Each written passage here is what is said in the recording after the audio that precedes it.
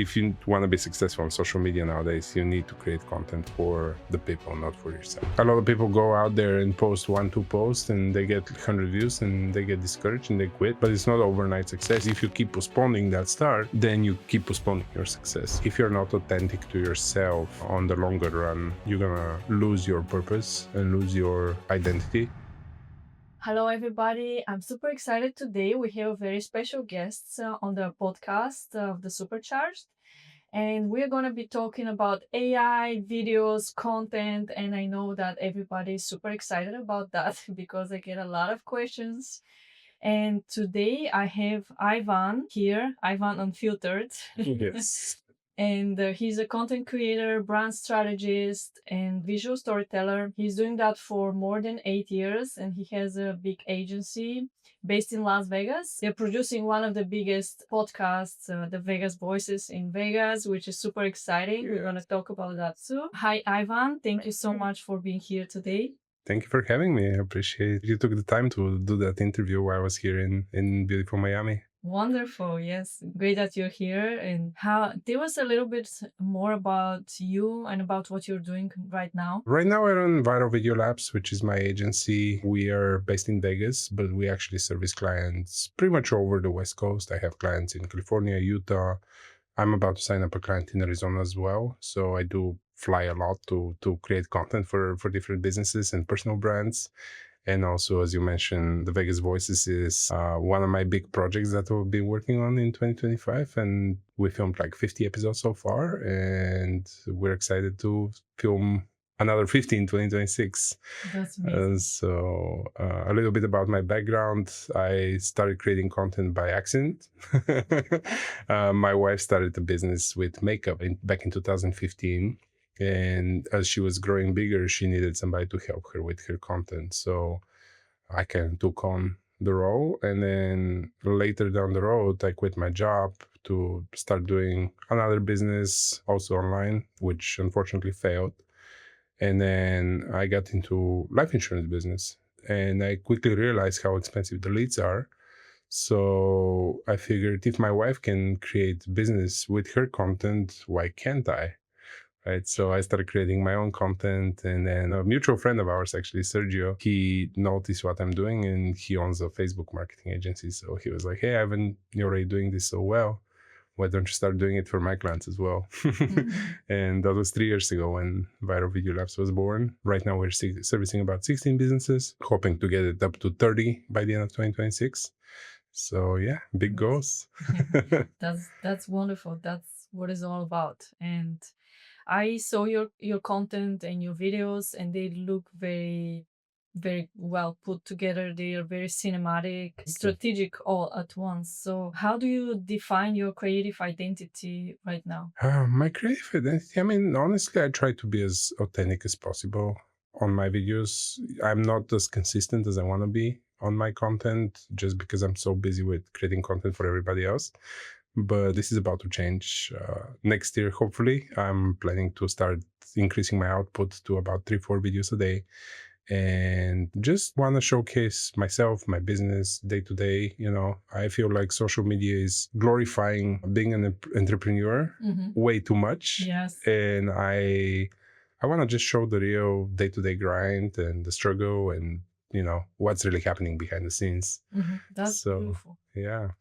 And do you think that this is like kind of like another trend that is coming up, showing a little bit more the real life? Because I know that we have a lot of, even with AI, a lot of things are fake, perfect, pictures are made to look really nice, and everything is like, it's a little bit more like manufactured. Yeah, I do believe that the days of super polished content are over, or at least are fading out. A lot of people are now want to see the more authentic content, the more behind the scenes, the more just the day-to-day life. Like, I think like vlogs are really trendy right now. I think like just behind the scenes content are really trendy right now. You've probably seen like people just sitting in their car and rambling about something. That's very trendy as well. So I feel like just people are tired of that fake polished look out there, and they really want to see the more authentic creators out there. So Yeah. I don't know how long is that going to last and what's going to be next. But, social media is constantly changing. And that's one of the biggest, not issues, but challenges of being a content creator out there, especially on a scale that we're doing it, is just like staying up on top of what's working, not just getting stuck of like creating one type of video and that's it, right? Yeah. So always try to like change it up, experiment and do more. Yeah, beautiful. Yeah, that's the creative work. When you create content, do you create for people or for the platforms? I'd say for people, I'd say the most successful content creators out there are really listening to the feedback they see from their viewers and they hear from their viewers and their audience, and just like try to build that community, which you are really good at with your newsletter, right? I saw your growth in the last couple of years, and I'm amazed at what you're doing. So I think like you really need to build that community and like try to be part of it. People love to be part of something, whether that's an online community, offline community. I feel like it's hardwired in our brains to be a part of the herd, right? So I think, if you manage to relay that in your content and create that community around your brand, there's no way you're not going to be successful. Yeah. Do you think that community is going to be one of these things that really makes our brand different in 2026? Yeah, 100%. If you're not building community and you're just creating content for yourself, which I see that's one of the biggest mistakes, by the way, of businesses out there when I start working with them. They try to create content that they think is good, right? But if you want to be successful on social media nowadays, you need to create content for the people, not for yourself. So you're probably using AI. I know you're using AI already for creating the videos, and I'm sure our audience wants to know what kind of tools and how do you use AI right now for the videos. So I see the videos, they don't look like they're AI generated, or they don't look like there's AI involved. Yes, we still film majority of our footage. We try to experiment with AI generated videos. I don't think AI is to the point where you can just like type in one prompt and it gives you a complete video the way we do it when we try to generate videos with AI. And I have some clients that request that for ads, and sometimes like big businesses that I work with. Like, for example, I have a landscaping company that's making over 30 million a year, but the owners, they just don't want to be on camera. So what we're trying to implement there is a little bit more AI and more kind of like interesting content. They have a mascot, which is the kind of part of their brand. So we're trying to play with that. But the way we do it is we generate normally the pictures of each scene. Then we animate them with tools like Clink AI, or we use obviously Veo and Sora. So we try to animate that, and then we just take these little 10-15 second videos and we edit them together just like we'd edit normal footage. Just instead of us going to film it, we generate it on AI, right? But I don't think it's to the point where you can just like one prompt and the video is done, right? That's one way we use AI. Another way we use AI is to improve the sound. We use Adobe Podcast a lot. Sometimes, especially for the Vegas voices, oftentimes we film on location of the business. And sometimes we film in a restaurant while the restaurant is still open. And it's like super loud around, the kitchen, the clients, people talking. And a couple of years ago, it was very, very hard to clear that noise and get like quality audio. Yeah. Nowadays, you just put it in the AI and it makes it nice and crisp, like just it was recorded in the studio, right? Most of the time. So that's another way we use AI. One more way we use AI is if we're missing a B-roll, for example, we do these like very cinematic trailers for the Vegas Voices podcast. And we don't always, not all of our guests have like a giant library of B-roll, which is like, behind the scenes videos and stuff like that. So we generate some of those through AI. You just put the picture of the client and generate whatever you need to use for that. 3 years ago, I used to have 3 copywriters on my team. To write the copy for every single post. We post over 300 posts a month, so it's a lot of volume. And I used to have people to write these captions all the time. Nowadays, we just take the transcript of the video. We put the video in Nota I think it's notta.ai, which takes the transcript of the video. Then we take the transcript and we have a trained GPT model for each of our clients that knows everything about their business, who they are, who their target audience is, what call to actions to use, and all that stuff. So we take that transcript, we put it in the GPT model, and it gives us a caption that's most of the time 90% ready to use. So the person that's posting just goes, edits it real quick, and puts it out there. So saves a lot of time and a lot of money Makes for all the these whole people. process more Yeah, efficient. yeah, absolutely. Yeah, Things that yeah, AI is yeah, like incredible for. 100%.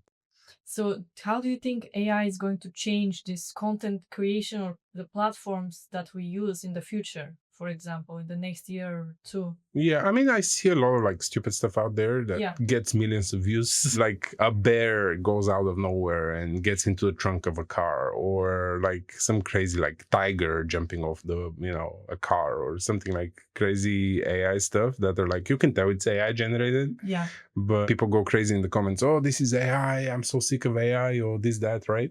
And just like people engaging with that video makes it go more, which is the weird part. So you see that, which I think is just a bunch of kids trying to grow pages. I know YouTube stopped monetizing on AI content. So that says YouTube, which is one of the biggest creator platforms out there, is saying that, hey, we still want you to create, right? We still want you to be involved. So I see stuff like that out there.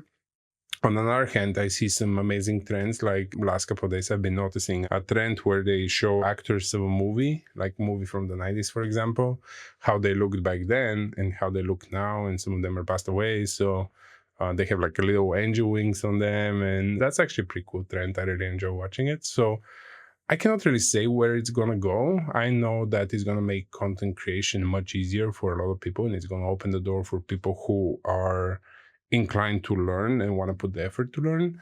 But AI is still as good. The output is as good as the prompt, right? So if you know how to write good prompts, most likely you're going to get good results. If you don't take the time to learn how to use that tool, then you're probably going to struggle to get good results, right? So we'll see. I cannot really look in the future, but I know it's going to be exciting, and I know it's going to be much easier for people to start creating content. Even if you're shy to be on camera, you can now create like your own avatar, and they can speak for you.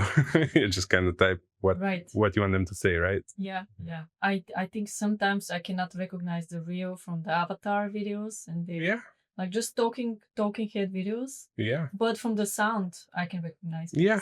I mean, we do use 11 Labs. One of the tools I forgot to mention is that we use to generate voices and voiceovers. And we have Sergio's voice cloned for the Vegas Voice podcast. So sometimes he's busy to record that soundbite for the trailer. So we do use 11 Labs sometimes, and it does it really well. Unfortunately, it's not doing really well with accents yet. Like my voice looks very fake on 11 Labs, but his is like spot on. Like sometimes I listen to it, I'm like, wait, is that him or is that AI, right? So tell me the story of how everything started, and what would you say was the biggest learning point for you? So how the podcast started was Sergio came last December. We were actually at his house, and he just, out of nowhere was like, hey, Ivan, I have this project I want to work on. It's a podcast about Vegas, and would you like to be a part of it? And he was like, if I write you a check right now for the next 6 months, would you do it? And first I thought, oh, that's going to be a lot of work.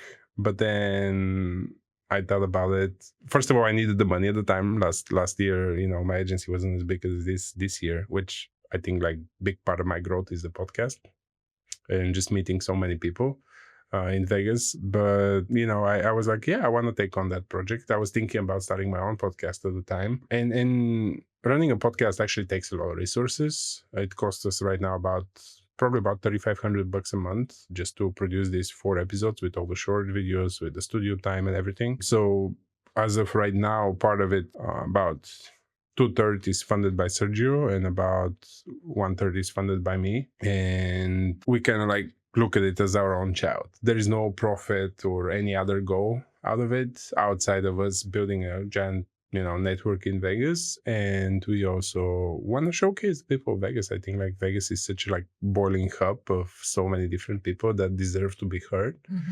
And yeah, and I kind of like a year later, I kind of find myself more and more into podcasting. I feel like that's my calling that I didn't know about.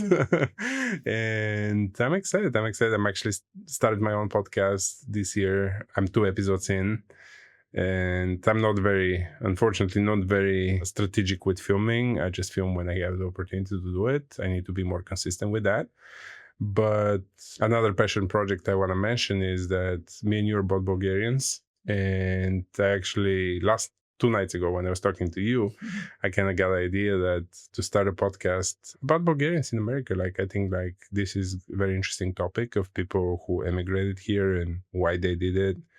And this is one of the projects I'm kind of working on, and I think can be great. There's nothing like that out there. I checked, like there's a couple of Bulgarian podcasts that had people that live in the States, like famous singers and stuff like that, and they got like thousands and thousands of views. My wife is Serbian, and there's a girl in Chicago that does similar podcasts for Serbians in America, and she's really crushing it. So I think it's a niche that's very underutilized and underserved. And also, I think that there's so many amazing people out here who have businesses, who started from zero, and they just deserve to have their voice out there. So That's wonderful. I really enjoy that about the podcast, and that you can hear those stories that nobody knows about, how people went through so much and they're just sharing the reality of business, which is what we don't hear most often, and we don't know because we don't know these people, and they all have such unique stories and they've been through so much, and we have no idea because we'll never know. yeah, Yeah, we know the stories about the famous people, the people that made it big, but everybody made it big in a way. We all go through different challenges in life. So it's wonderful, and I love to listen to it.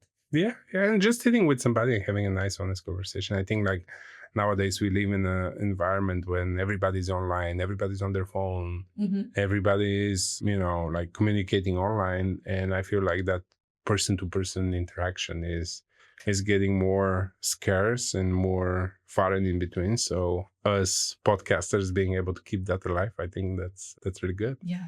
You built a personal brand that is like very much recognized. Was it just intentional? And what did you discover over time for doing that? What was your, Intention. yeah. Yeah, I mean, I didn't really have like any intention outside of like promoting my business, just getting my name out there. But I do enjoy sharing. I do enjoy, as I said earlier, I do believe that so many people are like just showing the highlights and not showing everything else. And I think that personal brand is something that you need to show all of it, the good, the bad, the ugly, right? And people appreciate that. People appreciate when you're honest with them and when you're not trying to hide things. And also, I think personal branding is the future of businesses. My partner of mine likes to say people buy stuff from people they know, like, and trust. And in order for people to know, like, and trust you, they need to see you. And personal brand on social media is the best way to showcase that at scale. Because you see, like, a good example I like to give is the Prime drink. Prime drink has been around for like 3-4 years, maybe tops, and they're outselling Gatorade. And Gatorade has been around here for like probably 50 years or maybe even more. I have no idea when it started, but it's been around for a while, right? And then there's this brand that's created by pretty much kids, like 20-25 years old, that in 4 years goes crazy on social media and start outselling the big brands. So I think that's like super powerful. And it's not possible if you're not willing to show your face and be out there. So yeah, there was more to these people that haven't started yet being on social media, or they're not posting content, or not, none of that. Can you tell them and send them the message of why this is so important now, and how is a brand changing in the future with all of that technology coming in and all of that things that are changing? How is that going to help them, or why they need to be doing content right now? I think like especially with AI coming, it's gonna be the human interaction is gonna become more and more valuable over time. And the earlier you start, the more successful you're gonna be. Like a lot of people are. And I have a prime example. Yesterday, I was talking to my wife's educator. She hired somebody to help her teach her students, and she's been talking about starting her own content for last 3 years. And she's every time she sees me, she's like, "Oh, Ivan, what do I do? What do I do? You know, I want to do this, I want to do that." And I tell her every time, "Yeah, do that," and she never does it. And yesterday she was like, "Oh, I need to start creating these voiceover reels that I really like." I'm like, "No, you need to start creating first and then make it better." A lot of people are like, "Oh, I want it to be perfect before I get it out there." But it's never going to be perfect unless you start. So the earlier you start, the more successful you're going to be. Like 4 years ago when I started posting on my page, I didn't know I'm gonna get all these contacts and all these opportunities from that, but I just did it because something inside was telling me that this is where the future is. Yeah. So imagine Mr. Beast, for example, which is the biggest YouTuber. He started creating content 10 years ago or something like that, right? So in the first 4 or 5 years, nobody knew about him or who he was. And then now everybody knows who he is, and he's making billions, right, from his brand and from his businesses. So if he didn't start it like this first 5 years, he'll never be as good as this now, right? But he just stayed focused for like the time, and he just kept doing it and doing it and doing it and getting in the reps. Yeah. And that's what got him here. So a lot of people go out there and post 1-2 posts and they get 100 views and they get discouraged and they quit. But it's not overnight success. Yeah, you might have one reel that blows up and goes crazy, but success comes from the repetitions and from the time. So the sooner you start, the faster these first 1, 2, 3, 5 years, as long as it takes you, are gonna go by, and then you're gonna find yourself on the other side, and you're gonna be successful, and you're gonna get that success in business. Versus if you keep postponing that start, then you keep postponing your success, right? So if you're thinking about starting creating content, do it. Just start. This is the message. So for you, what is the thing that keeps you consistent, and what kept you consistent at the beginning, and was it some kind of an internal motivation, or is the goal that you're looking forward for it? I mean, in the beginning, honestly, what kept me consistent was, as I mentioned earlier, I was in life insurance and I needed leads to make money. So that's what kept me going. Then after that became a habit, and I was just doing it because I enjoy doing it. And then now is like I'm not even as consistent as I want to be, unfortunately, just because again I'm like busy with serving everybody else versus creating my own brand as much as I need to. I even have like maybe 30-40 videos in the bank that I haven't been posted, and as I said, that's something I'm working on changing and being more consistent with my brand. But honestly, I enjoy creating content. And especially, as I said, podcasting is something that I really enjoy. Like just go and sit and talk to people, learn about their business, meet them. And every single time I sit with somebody, I learn something new. So that's how it is with content as well. The more you do it, the more new things you're going to learn, and the better you're going to get. So consistency is for me is key. So was there a piece of content that went viral, like, and you was not expecting that? What was that case? Actually, I do have a really good example for that. So it was my wife's 33rd birthday. That was last year, 2024, in July. And we had this big 2-bedroom suite on the strip, like top 4, to throw a party for her. And she was in the bathroom doing her makeup and recording her makeup look. I didn't know she's recording, so I was around like getting ready the music, the drinks, preparing for the party, getting the eyes and all that stuff. And I stroll into the bathroom not knowing she's recording, and I'm like, "Hey babe, how can I support you?" Meaning like, "Oh yeah, can I go meet the guests downstairs? What should I do next?" Right? And then she cut that clip of her doing her makeup and me walking to the bathroom and asking her, "How do I support you?" And she posted it. And that got like 5.2 million views. Wow. and it wasn't intentional. It was super organic. I didn't even think it's such a good video because it was literally like edited. She like just clip it and put subtitles on it, like no edit whatsoever. And it went crazy, but apparently I guess a lot of girls related to that, and they're like, oh yeah, I wish my man told me that. Right? So guys, if you're listening, support your girls more. There was like, I don't know, 5,000-10,000 comments on this video, like girls that are like, oh yeah, I wish, my guy told me this. I wish there was more men that are supporting their girls, and there was, of course, a lot of hate and heat out there. Like, oh yeah, you supporting her? Are you giving her money and this and that, Yeah. Which the funny part is actually at the time she was making more money than me. So, but yeah, that's the one unexpected piece that I never thought this is gonna go viral. So, Pretty cool. Very cool story. What do you think happens if with AI growing and more content is AI generated and people start liking the not real version of you, for example?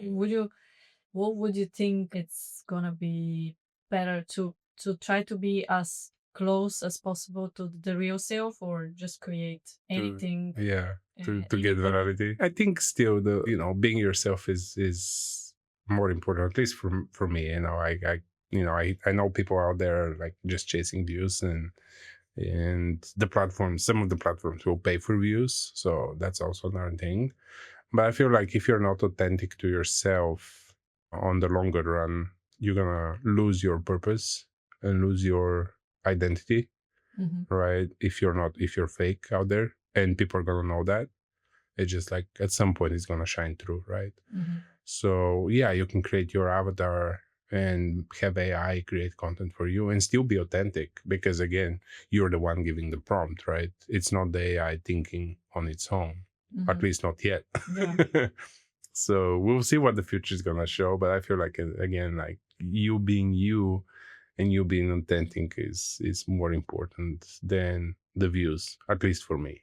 I cannot speak for other people, but at least for me, I'd like to, even if I go and create my avatar and pump out 10 AI videos a day, I'd still like it to be the true me behind it versus just like, oh yeah, tell me what goes viral. Yeah. and just do it for the views, because again, views don't pay the bills. So when you're creating content, are you looking for the trends and what goes viral, or you just create from whatever feels authentic for each of the brands that you're working with? I mean, it's a mix of both. There is that trend out there now, and I see like so many social media coaches are like, oh yeah, just go and find the viral videos and copy them. Yeah. Or, steal the hook and make it your own and this and that. But like when you start scrolling through the internet, you see all of the same content, right? The same style, the same edits, the same hooks, the same videos.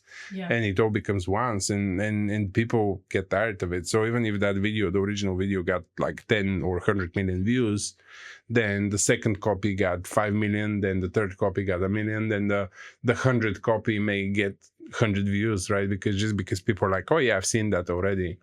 So I feel like, yeah, it's cool to see and observe what's going viral and not chase the trends, but observe the trends. But unless you can hop on this trend like early, then it's a lost cause, right? It's not going to perform no matter what. So what I say to my students, I have a mastermind also where I jump on a Zoom call with a group of people, and I teach them how to create their own content every week. And what I tell them is a good content creator is a good content consumer.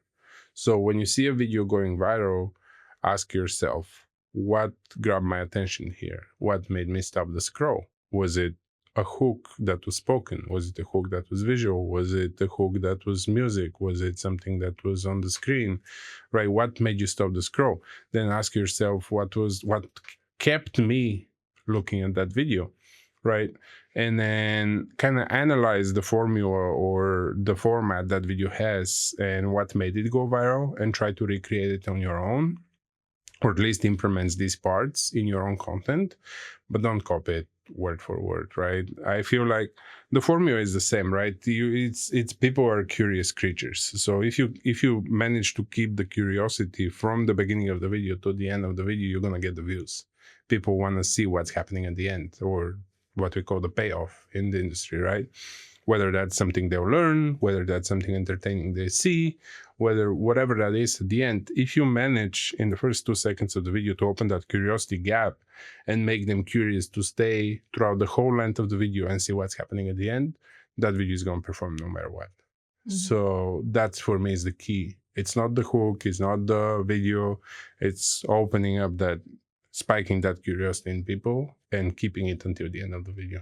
No matter what the video is, educational, entertainment, whatever that is, I can guarantee it's going to work. That's a great tip, I think. How is the future looking like for Ivan Unfiltered? I mean, I hope it's looking bright. Right. But for this year, I'm introducing a new service, which is I used to have my mastermind, which is very low ticket. I used to have my done for you program, which was very high ticket. And what I noticed is that there is that middle part of creators or business owners who are not there yet, that they can afford to pay me $3, $4, $5, $10,000 a month to create the content for them. But they're not the creator that's $200 a month mastermind creator that's still starting out and doing things all by themselves. They're kind of in the middle. So I'm introducing a service where I can help them plan. They record it on their own, we edit, and they post on their own. So it's kind of like done with you, so to speak, service. I think that's going to be very, very big to bridge that gap in between the people who are on the low end that want to do it themselves and the people who are on the high end that makes millions and just want to delegate it to somebody. That's going to be a big thing for me, and I want to focus on that into the next year. Another thing I want to focus on more is being more consistent with my content and my wife's content, and then just showcase more, do more, start another podcast, just be more present on social media than I am right now. Because as I said, I feel like even though I'm doing this for work, I'm still lacking consistency. So kind of start to listen to my own advice, right?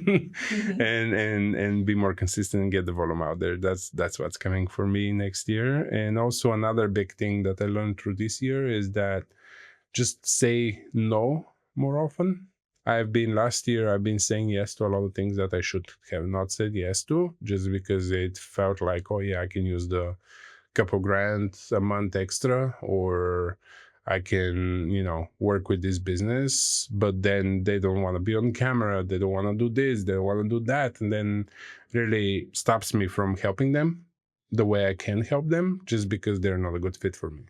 So my biggest thing this year is to be really mindful of who I work with, and also just do more for myself, because I've been neglecting myself over other people, and I think that's something I want to change. That's great. Thank you. Thank you so much for being here today. That was a great conversations and great takeaways for us to know about how we can move forward with our content in the next year, branding and everything. And I'm gonna share all of Ivan's links under the videos. And you let me know in the comments what was your biggest takeaway and what would you like to learn more about branding, social content, and storytelling. And thanks so much, Ivan, for being here with us. Thank you. Thank you again for having me in your studio. It's been a blast, and it's a pleasure finally meeting you in person. We've been communicating online for the last 2 years, I think, since we met, and we've been working together in one way or another. So this is great. I'm happy to be here. Thanks so much. Thank you. Thank you.